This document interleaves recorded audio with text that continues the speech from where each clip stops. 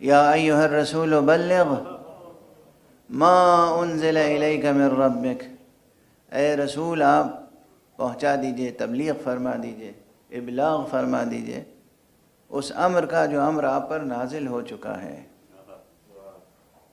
وَإِن لَمْ تَفْعَلْ فَمَا بَلَّغْتَ رِسَالَتَهُ، اور اگر آپ نے یہ کام نہیں کیا تو گویا اللہ کی رسالت نہیں پہنچائی، یعنی گویا نہ توحید پہنچائی، نہ نبوت پہنچائی، نہ نماز پہنچائی، نہ روزہ پہنچایا۔ غور فرمائیں آپ۔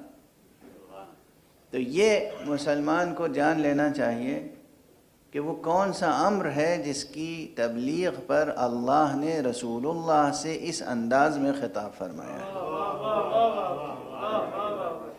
یہ ہر مسلمان کو جاننے کا حق ہے، جستجو ہونی چاہیے کہ وہ کون سا راز ہے، وہ کون سا سر ہے، وہ کون سا امر الہی ہے، وہ کون سی اصل ہے، وہ کون سا اصول ہے، وہ کون سا فرمان ہے، وہ کون سا ارشاد ہے، یا وہ کون سا قانون ہے، وہ کون سا قاعدہ ہے جس کی تبلیغ پر اس قدر تاکید ہے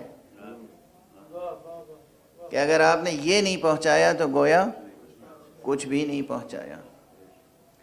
اب ظاہر ہے کہ مفسرین یہ فرماتے ہیں کہ یہ آیت جب نازل ہوئی تو مقام غدیر خم پر حضور علیہ السلام نے ایک اہتمام کیا، اعلان کیا کہ جو آگے بڑھ گئے ہیں انہیں پیچھے بلاؤ۔ بھئی یعنی عموماً یہ ہوتا ہے کہ اچھا بھئی ٹھیک ہے، جو چلے گئے، جو آ رہے ہیں تھوڑی دیر رک جاؤ، ان کا انتظار کر لو، وہ آئیں گے ملحق ہو جائیں گے۔ نہیں، جو آ رہے ہیں ان کا انتظار کرو، جو آگے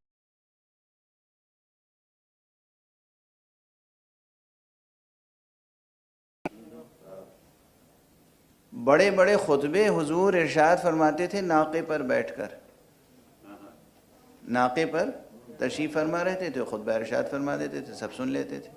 یہاں ناقے بٹھا دیے، ناقوں کے کجاوے اتروا لیے، کجاووں کا مخصوص منبر بنایا، یعنی ہر وہ کام کر رہے ہیں جو بھولے نہ بھلا سکے انسان۔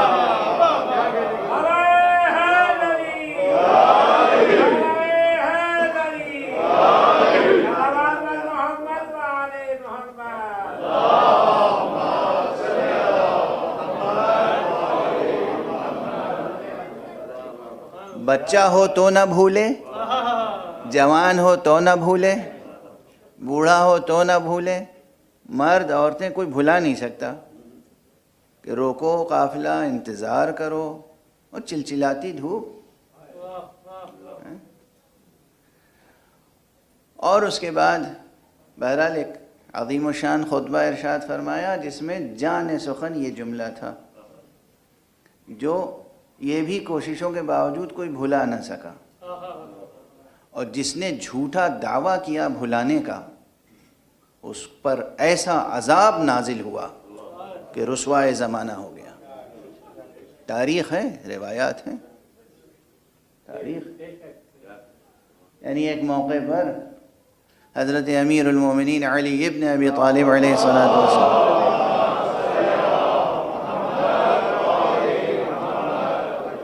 نے، جو حضرات موجود تھے سامنے، ان سے کہا کہ میں تمہیں قسم دیتا ہوں، اٹھو اور گواہی دو کہ تم نے رسول اللہ سے یہ بیان سنا ہے یا نہیں، جو سنا ہے وہ گواہی دو۔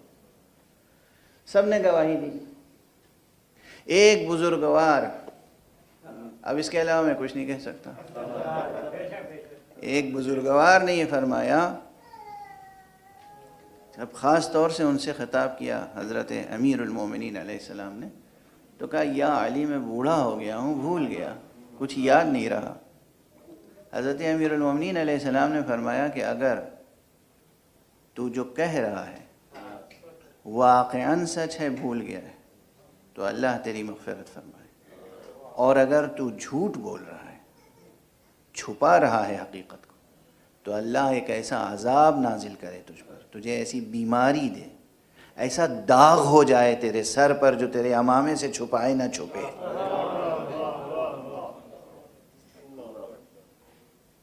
اور روایات میں کہ اسی وقت اس شخص کو ایسا داغ ہوا کہ جس سے چہرہ بھی متاثر ہوا اور تمام عمر پھر روتا رہا یہ شخص. اور جب کوئی پوچھتا تھا کہ رونے کا سبب کیا ہے اور اس داغ کا سبب کیا ہے تو پھر مجبوراً جو گواہی چھپائی تھی بار بار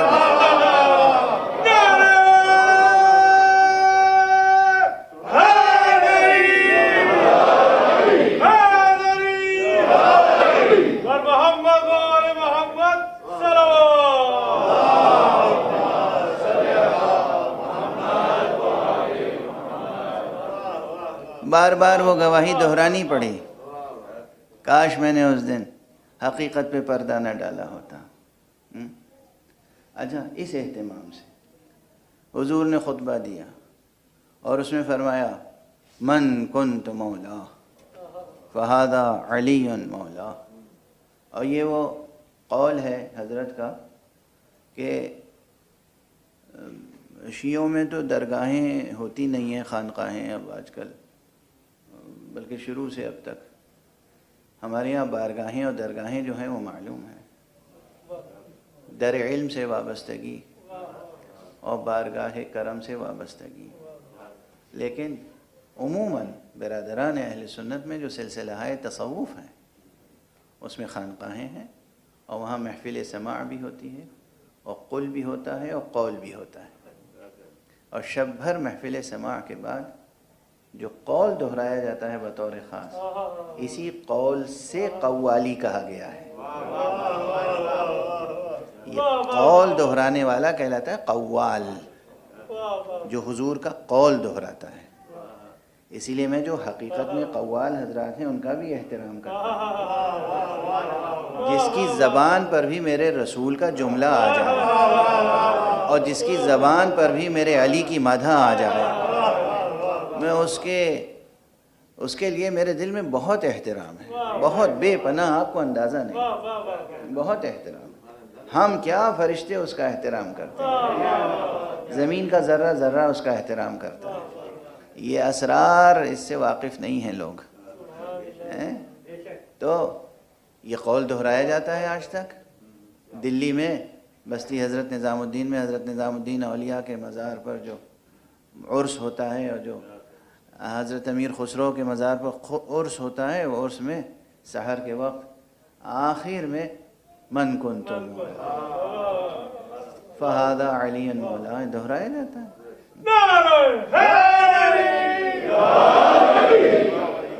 اچھا، اب دیکھیے آپ، اب اس پہ اعتراض کیا ہوا وارد؟ اعتراض بیان کرنے سے پہلے میں، حالانکہ یہ چھپ بھی چکا ہے رسالہ اور یہ نقطہ بیان میں بھی کر چکا ہوں ایک سے زائد مرتبہ، اور شاید ابھی کچھ دنوں پہلے میرے بیٹے نے بھی کسی مجلس میں یہ نقطہ بیان کیا تھا. لیکن میں صرف اس لیے بیان کر رہا ہوں تاکہ میرے والد مرحوم کی روح کو بھی مزید ثواب پہنچے اور ان کی روح کو پروردگار انعامات سے نوازے. یہ نقطہ ان کا ہے، ان سے پہلے کسی نے یہ نقطہ کہیں نہ پڑھا نہ لکھا، اور یہ بزرگ علماء نے اس کی تصدیق کی اور انہیں داد دی اور مجھے بھی دعائیں دی جب میں نے ان کا یہ مقالہ تحریر کر کے شائع کیا. اور وہ تھی یہ تفسیر، روایت ہے لیکن اس روایت کی بس تفسیر کی بات ہے کہ مؤرخ طبری امام طبری کہا جاتا ہے انہیں، اور وہ اس لقب کے عمومی لحاظ سے مستحق بھی تھے. تفسیر میں بھی وہ امام ہیں، فقہ میں بھی وہ امام ہیں، تاریخ میں بھی وہ امام ہیں، ادب میں وہ امام ہیں، یعنی محقق انسان. اور چونکہ محقق تھے اس لیے انجام بخیر ہوئے کہ انہوں نے آخر میں جو سب زندگی کے آخر میں کتاب لکھی، وہ 2 ضخیم جلدوں میں کتاب لکھی تھی، کتاب الولایہ. کتاب الولایہ. اور اس کتاب الولایہ میں وہ تمام سلاسل اور طرق جمع کیے تھے جن طرق سے، جن سلاسل سے، یعنی سلسلہ روایت. وہ سلسلہ روایت ہوتا ہے نا کہ میں نے بیان کیا اپنے استاد محترم حضرت علامہ آیت اللہ سید احمد شہرستانی سے، اور انہوں نے بیان کیا اپنے استاد محترم حضرت علامہ آیت اللہ شیخ آغا بزرگ تہرانی سے، اور انہوں نے بیان کیا اپنے استاد محترم علامہ حاج شیخ حسین محدث نوری سے، اور انہوں نے بیان کیا. یہ سلسلہ چلتا ہے، معصوم تک پہنچتا ہے. میرے اور بھی سلاسل ہیں جس میں ایک خاص سلسلہ یہ ہے جس میں میرے شیخ روایت سامنے تشریف فرما ہے کہ میں روایت کرتا ہوں اپنے برادر معظم حضرت حجت الاسلام والمسلمین علامہ سید ذوالقدر رضوی سے، اور یہ نقل کرتے ہیں اور روایت کرتے ہیں اپنے استاد بزرگوار حضرت علامہ آیت اللہ سید احمد مستنبط سے، اور وہ روایت کرتے ہیں اپنے استاد بزرگوار. تو اب یہ سلسلہ جو ہے معصوم تک پہنچتا ہے. تو یہ سلسلے کہلاتے ہیں، سلسلہ حدیث.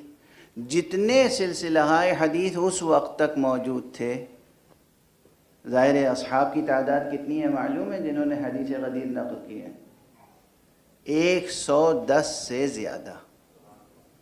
اور یہ میرا چیلنج ہے کہ جتنی متواتر حدیثیں کہلاتی ہیں، متواتر، اس میں کوئی ایک حدیث اس کے علاوہ نہیں ہے جس کے راوی 110 سے زیادہ ہوں صف اول میں، طبقہ اولا میں. یعنی براہ راست ہر ایک کہتا ہوں میں نے رسول سے سنا.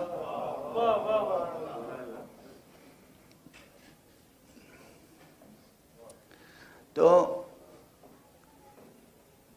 علامہ مورخ، محدث، مفسر، فقیہ، بزرگوار ابن جریر، محمد ابن جریر طبری، انہوں نے 2 ضخیم جلدوں میں وہ سلسلے جمع کیے جو حدیث غدیر سے متعلق ہیں.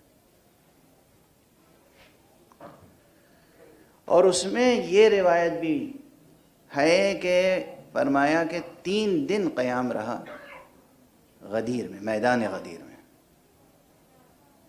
میرے والد ماجد نے بس اس کی تفسیر کی تھی، 3 دن کی تفسیر، اور فرمایا تھا کہ حق تبلیغ یہ ہے، اللہ نے جس شدت سے کہا تھا پہنچا دو، تو حضور علیہ السلام نے بھی وہ تدبیر کی کہ پہنچانے کا حق ادا کر دیا.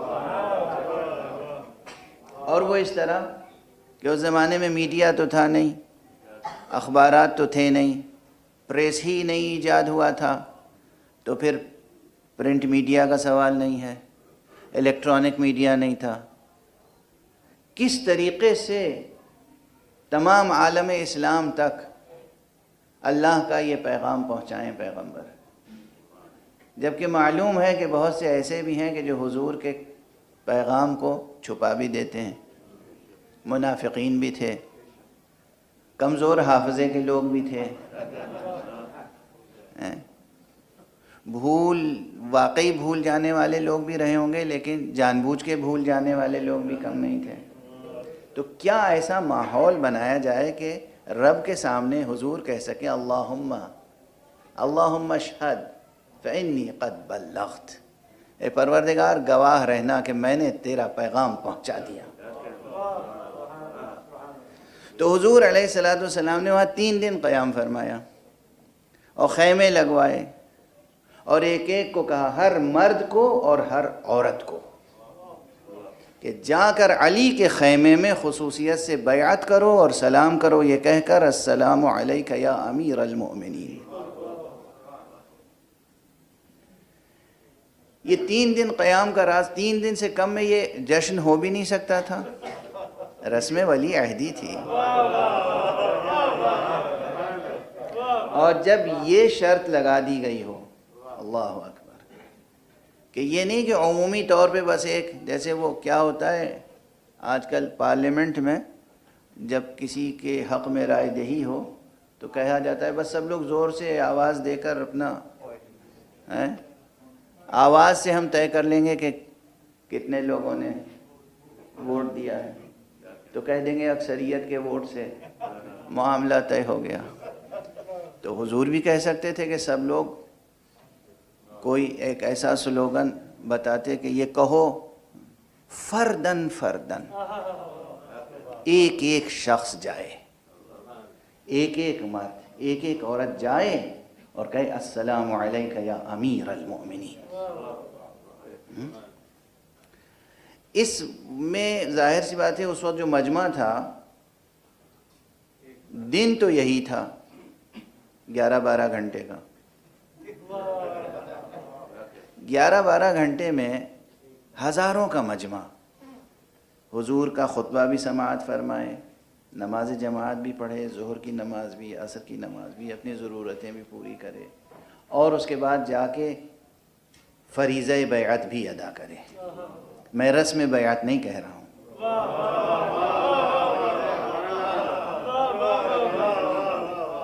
میں رسم بیعت نہیں کہہ رہا ہوں، فریضہ بیعت بھی ادا کرے۔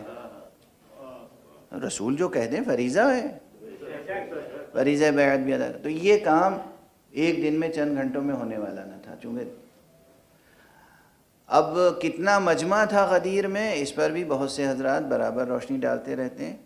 بعض حضرات کہتے ہیں 30,000 کا مجمع تھا، بعض کہتے ہیں 40,000 کا مجمع تھا، بعض حضرات کہتے ہیں 1,10,000 کا مجمع تھا، 1,20,000 کا مجمع تھا۔ جو لوگ بہت گھٹا کے کہتے ہیں وہ کہتے ہیں کہ 10,000-12,000 14,000 کا مجمع تھا، ایسے بھی ہیں کہنے والے۔ 14,000 افراد بھی اگر بیعت کریں، ایک ایک کر کے خیمے میں جائیں، سلام کریں، بیعت کریں، واپس آئیں، ایک ایک کر کے جائیں، سلام کریں، بیعت کریں، واپس آئیں، 14,000 افراد، تو میں نہیں سمجھتا کہ ایک دن میں یہ فریضہ بیعت ادا ہو سکتا ہے۔ تو جناب والا یہ 3 دن قیام رہا، اس کا اثر کیا ہوا؟ والد ماجد مرحوم مغفور کا جملہ ہے کہ حضور نے وقت پر ایسا تصرف کیا، وقت کا استعمال کیا ہے تبلیغ کے لیے۔ وقت کا استعمال کیوں؟ ظاہر ہے اس زمانے میں جو عرب تھے تقریباً قدم قدم راستہ ناپے ہوئے تھے۔ وہ مدینے سے مکے کتنے دن میں آدمی پہنچ جائے گا، مکے سے مدینے کتنے دن میں پہنچ جائے گا، طائف سے مکہ کتنے دن میں جائے گا، اور مکے سے طائف کتنے دن میں جائے گا مثلاً، اور دوسرے شہر جو ہیں نجد سے کتنے دن میں جائے گا اور نجد کتنے دن میں واپس آئے گا۔ اور اسی اعتبار سے چونکہ مستحب یہ تھا، تہذیب یہ تھی کہ خاص طور سے حج سے جب حاجی واپس آتا تھا تو خاندان کے لوگ یا بستی کے لوگ اس کے استقبال کے لیے آمادہ رہتے تھے۔ کیا حکمت تبلیغ ہے! 3 دن روک لینے کے معنی ہے کہ ہر بستی میں 3 دن تک لوگ کھڑے ہوئے انتظار کر رہے ہیں۔ اب یہ تو میں محاورتاً عرض کر رہا ہوں، یعنی ایک انتظار کی کیفیت ہے جسے معلوم تھا کہ مثلاً 2 دن کا فاصلہ ہے، وہ 20 تاریخ کو انتظار کر رہا ہے کہ آدمی آ جائے گا، یہ جسے 20 کو پہنچنا تھا یہ 22 کو پہنچا، تو یہ 2 دن انتظار میں گزرے نہیں گزرے؟ اس کے معنی یہ ہے کہ ہر گھر میں انتظار ہو رہا تھا، بھائی بھائی کا انتظار کر رہا تھا، بیوی شوہر کا انتظار کر رہی تھی، باپ بیٹے کا انتظار کر رہا تھا، بیٹا باپ کا انتظار کر رہا تھا، پورا عالم اسلام منتظر تھا کہ حج کر کے لوگ واپس آ رہے ہیں، اور یہاں 1 گھنٹہ دیر ہوئی، 2 گھنٹے، 3 گھنٹے، آدھا دن، 1 پہر، 2 پہر، 4 پہر، 8 پہر، 1 دن گزرا، 1 رات گزری، 2 دن گزرا، 2 رات گزری، اب جو تھا وہ انتظار کی کیفیت میں تھا۔ یہ ہے وقت کا استعمال۔ اور جب یعنی کیفیت پھر یہ تھی کہ انسان مجبور ہو بیان کرنے پر۔ یہاں حضور نے خطبہ دے کے ارشاد فرما دیا تھا، کیا فرمایا تھا؟ فَلْيُبَلِّغِ الشَّاهِدُ الْغَائِبُ، اب تم میں سے جو موجود ہے وہ اس تک پہنچا دے یہ پیغام جو موجود نہیں آئے، جو شاہد ہے، حاضر ہے، حضور میں ہے، وہ پہنچا دے یہ پیغام اس تک جو غائب ہے۔ اور ہمارے ہاں ادھر حضور کا یہ حکم اور ادھر حکمت، تو اب جو پہنچا ہوگا سب سے پہلے سوال یہ ہوا ہوگا دیر کیوں ہوئی؟ اس کے علاوہ کوئی جواب نہ تھا کہ رسول نے روکا تھا. رسول نے روکا تھا تو کیوں روکا تھا؟ رسول نے فرمایا ہے من کنت مولا فہذا علی.